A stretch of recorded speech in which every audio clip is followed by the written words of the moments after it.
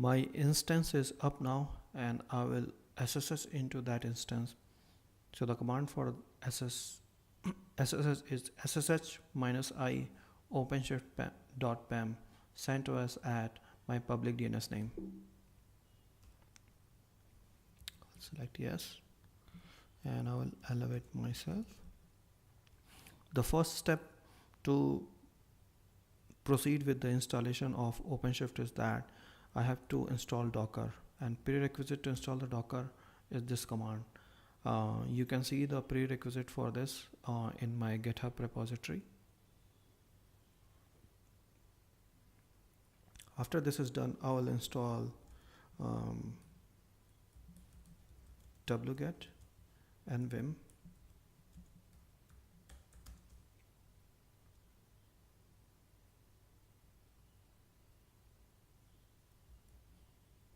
After this installation is done, I will add a repository for Docker Community Edition, and after that I will install Docker CE.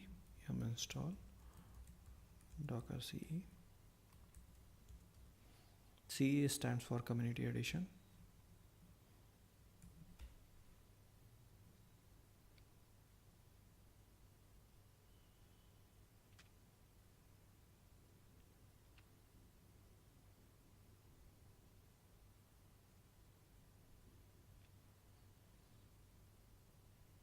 This might take a little bit of time, but not much time.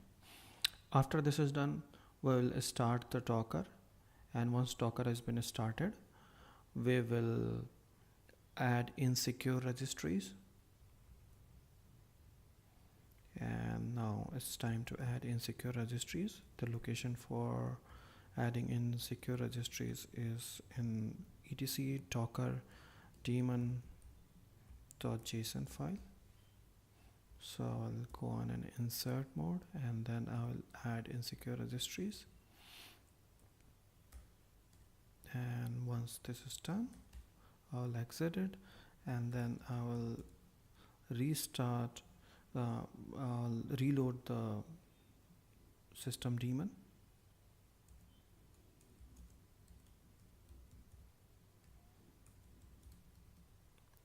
After that, I will have to restart the Docker.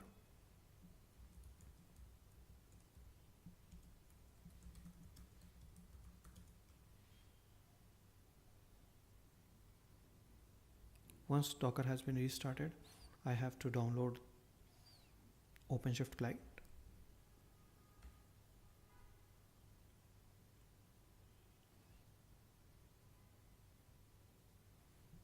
OpenShift client has been downloaded. This is in tar.gz format, which is a compressed one.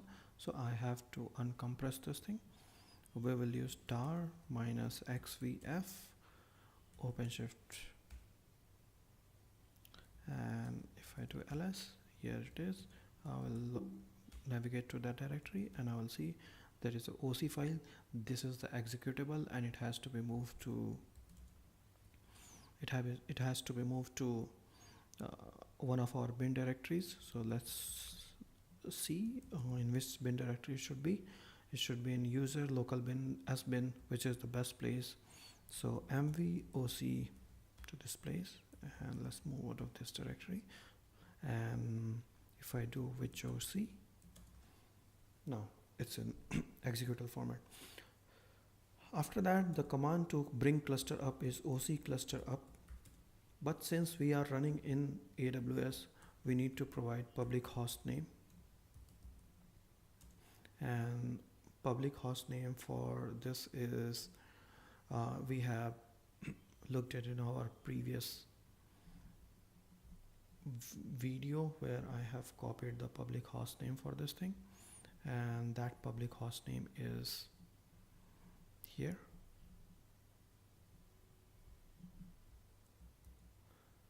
And after that, we need to provide the routing suffix. Routing suffix is basically used when you have created your application and you want that application to be navigated correctly. So routing suffix is nothing but the IP address of the EC2 instance .nip.io. You hit enter. So you can see OpenShift is pulling an image and pull multiple layers, so extracting it.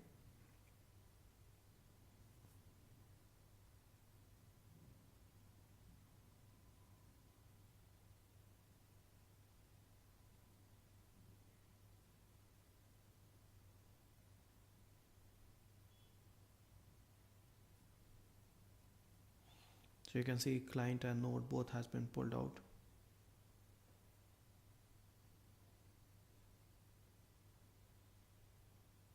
And it's doing some prerequisite checks for the Docker.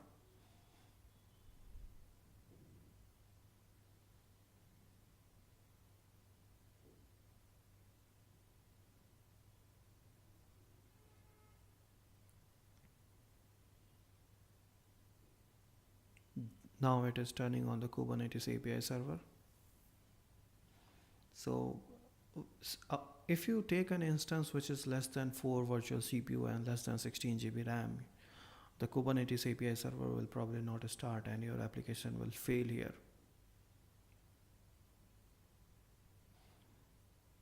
And also sometimes it fails because of hard disk space or the elastic block storage you have taken is of a lower size. So make sure that the sizes which you are taking is more than 8 GB. At the moment I have ignored, it works sometimes, but it's better to go for 40 GB size. This is what is recommended in their documentation.